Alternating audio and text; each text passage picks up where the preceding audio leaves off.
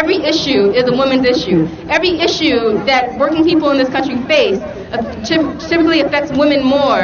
Women face the brunt of it.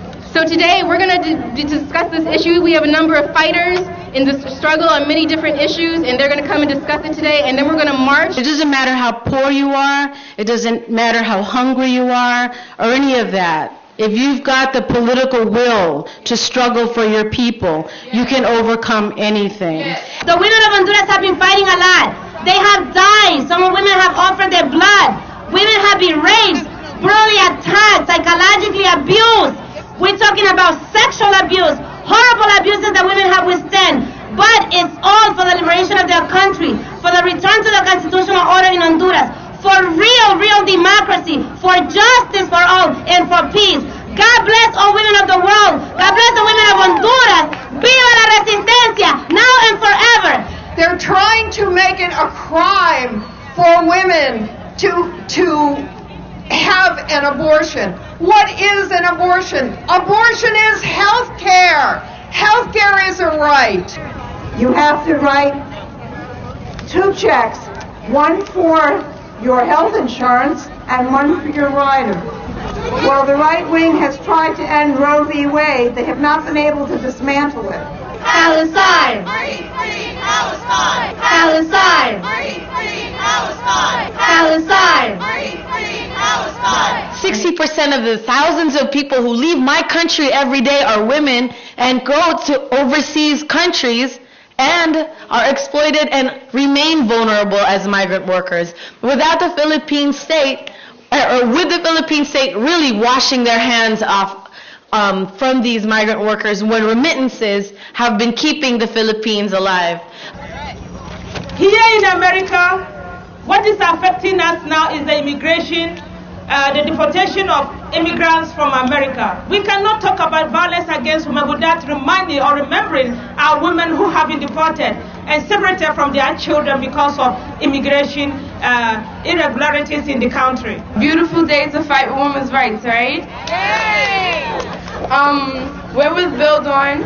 It's a high school organization. We do community service and we build schools in other countries for them to have schools and for them to get an education for boys and girls everywhere.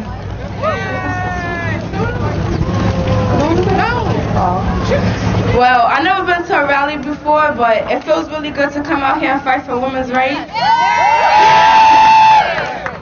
And to just see everybody come together just to do whatever we need to do to fight and stop violence against women. So, on behalf of the whole Build On, we're here to fight with you guys too, so. Fight women's rights, yay! We face the same enemy, which is an entire world system of capitalism that's based on making profits and not meeting people's needs. And it doesn't matter whether you're young or old or whatever your age, we're all in the same boat. And so therefore we must all roll together in terms of the struggle and not let anything divide us, whether it's racism, sexism, homophobia, any disabilities. We need to connect to each other in order to build a powerful movement to win everything that we need in society to fulfill ourselves as human beings. So this is what the Solidarity Center is all about. This is what the Women's Fightback Network is all about. And we're here to help each other, to support each other, to help share our experiences, to help us be better organizers. This is what we're all about. It was just announced this year that women have now passed the 50% mark in the workforce. That is that we are now the majority of workers in this country. We are now close to 50% of the union membership. Think what this means socially and politically. You know, we have always carried the power in our hands, even when we were doing the unpaid work of raising families and taking care of homes. But you know what? We have now reached a new historic point where we literally hold workers' power in our hands. And Domestic Workers United is an organization that is made up of nannies, housekeepers, and elderly caregivers. We are organizing to build power, gain respect, fair labor standard, and to create a movement to end exploitation for the working class people in this country.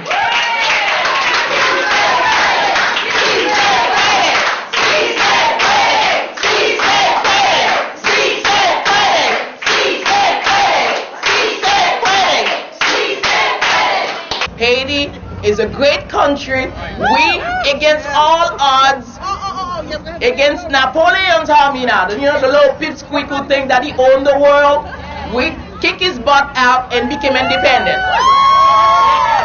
So that is wealth, to have that in your history. It doesn't matter how poor you are, it doesn't matter how hungry you are, or any of that. If you've got the political will to struggle for your people, you can overcome anything. Can you hear me? Yes!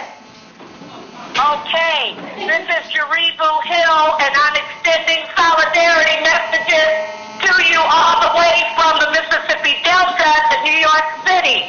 In particular, I'm here today to speak out in a forceful voice and ask you to join Evelyn Rasco, who is the mother of the Scott sisters, Jamie and Gladys Scott, in lending your support all across the country. We need to be doing letters. We need to be sending out petitions, voicing our concern for the life of Jamie Scott, who is right now suffering from 2 failed kidneys as a result of being wrongfully incarcerated and denied medical attention. We want to salute 2 heroic sisters and not forget about them.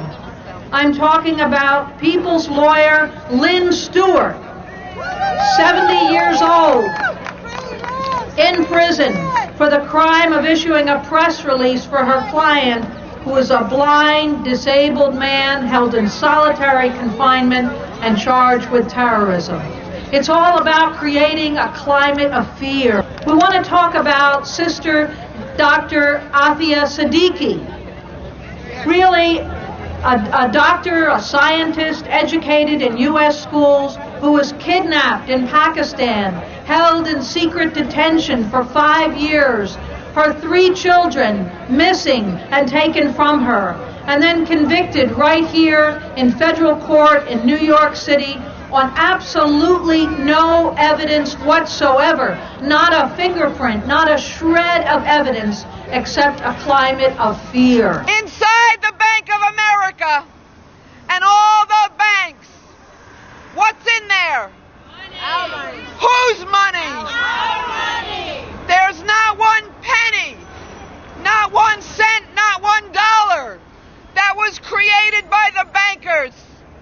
It was all created, all that wealth, by the sweat, the blood, and the tears of workers, and most especially women workers. That's right. Everywhere across the world. Women are beginning to wake up and organize in every single community. No justice, no peace. No justice.